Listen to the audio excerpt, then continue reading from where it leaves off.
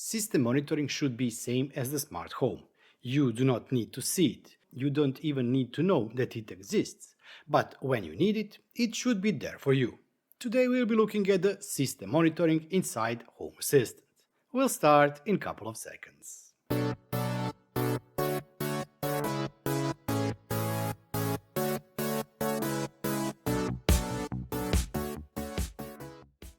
It's been some time since I recorded my last Home Assistant internal integrations video. I'm not sure, but I think on my channel you will find around 50 or 80 videos that cover specific but internal integrations inside Home Assistant. System Monitor is currently used by almost 40% of all Home Assistant users, and there is a reason why you too should install it and have it in your system, even if you will not be displaying anything on your UI, because there are some sensors in these integrations that can really help you and save your day.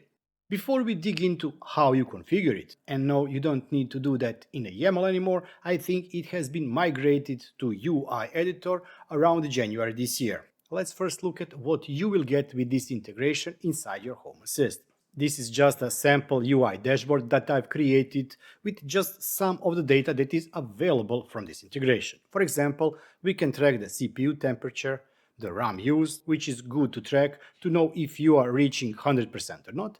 And one thing that is crucial for you to monitor is disk used. I'm currently at 95.1% of the overall storage for my Home Assistant being used. For example, I want to pull the latest FreeGate update. I will not be able even to pull the latest core update. So I need to free this space out. Next, you can also monitor the throughput of your network. This is the Ethernet ports. You can look at the CPU load through time for 1 minute, 5 minute and 15 minute average. We have information about the IP address and when was the last time the system was rebooted. This is not restarted as Home Assistant restarted, this means actual OS reboot. Note about this integration. Data that you will see in Home Assistant will depend on how your Home Assistant is installed. What you see here and what you will see when I install it on another system is bare-bone installation, meaning one is green, the other one is yellow, both of them are running Home Assistant OS. If you're running it in a Docker, then Docker doesn't have access to some of the system components and you may be missing some of the features from this integration. Also, if you run it in hypervisor, for example Proxmox, then again some of the data may not be available inside the virtual machine. The best scenario is, of course, as I said, if you are running Home Assistant OS directly on the PC or whatever machine you have it running on. This is just a sample data. Let's check this integration inside the integrations page. System Monitor, and we can see that we have one service with 62 entities. If we click one service, we see that there are no 62 entities here. Some of them are, or 44 of them are currently disabled, and they are disabled out of box. You may enable them all, but not everything that you see here is needed for you, and also some of the data is duplicate. So for example, if I check the disk-free config folder, disk-free for the media folder, disk-free for the share or SSL, each of those will have the same data available. And you can see it here. For example, configuration usage and the root folder have the same percentage. If you enable everything, 73 entities here, and this is all of the data that you can pull inside your Home Assistant. As I've said in the intro, you actually do not need to present anything in the UI, but data that is here can be beneficial for you to get notified on. For example, one of the automations I will be showing you later on is notification when the disk is full over a certain percentage, or for example, when the temperature of the processor or CPU goes above certain threshold. On my Synology, if I don't open or keep one door open, the temperature of the CPU goes above 80 degrees. And it can go on a thermal shutdown around 84 or 85 degrees. So for me it is crucial to monitor if the temperature is below 70 degrees or above 70 degrees. If it's above 70 degrees, I get notification that I should open that specific door. I've just removed System Monitor from this system, restarted it, and now we will go through the installation or configuration process. On the integrations page, click on Add Integration, type in System for System Monitor,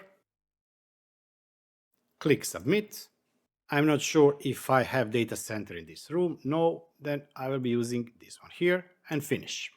After you set it up, all of the sensors will be disabled by default. If we click on one service, we can see that 73 entities in case of yellow are not shown.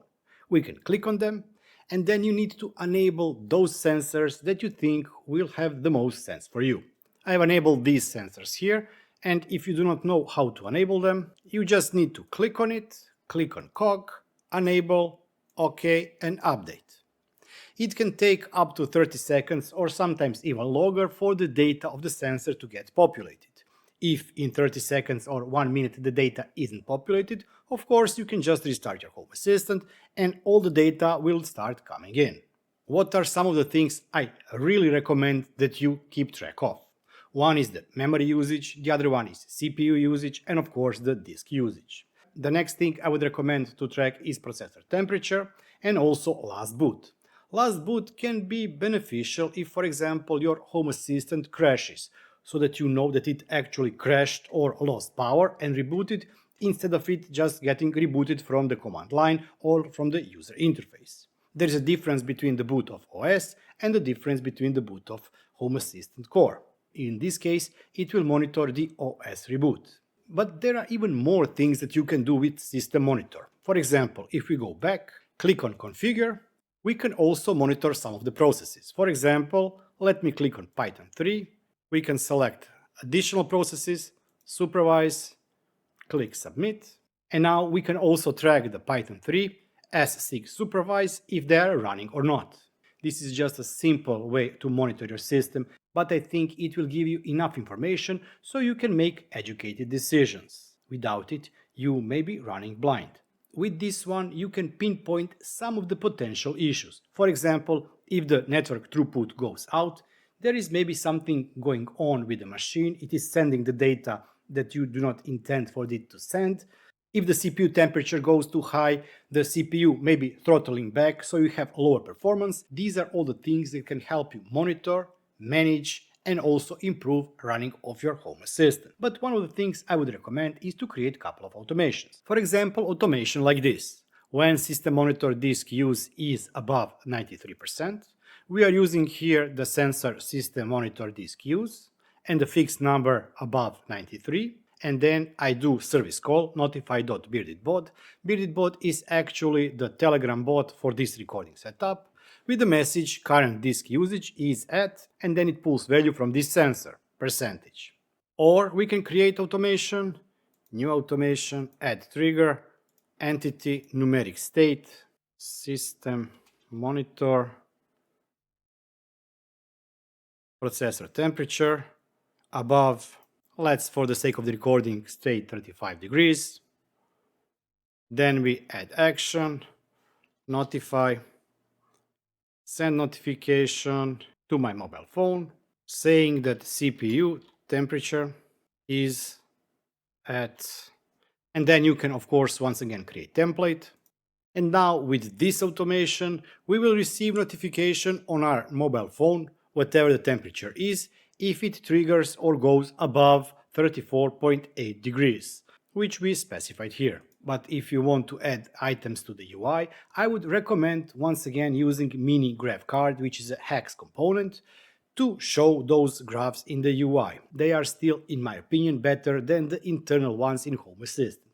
Or you can use the tile cards to present data like this. I think that for the System Monitor, when was the last boot time, and also what is the IP address of Home Assistant, these cards are really nice and you can customize both what you want to see on the screen, but also color of the icons. I've also recorded some other videos if you want more robust monitoring of the systems, but that's not for actually monitoring your Home Assistant, that is more for monitoring other systems from within Home Assistant. For example, if you have other servers, if you have other devices that you want to monitor if they are working, if the services are available, you can also do that from within Home Assistant. But this, for monitoring just how your system is running, this is really awesome and very simple internal Home Assistant integration. And that's it for today.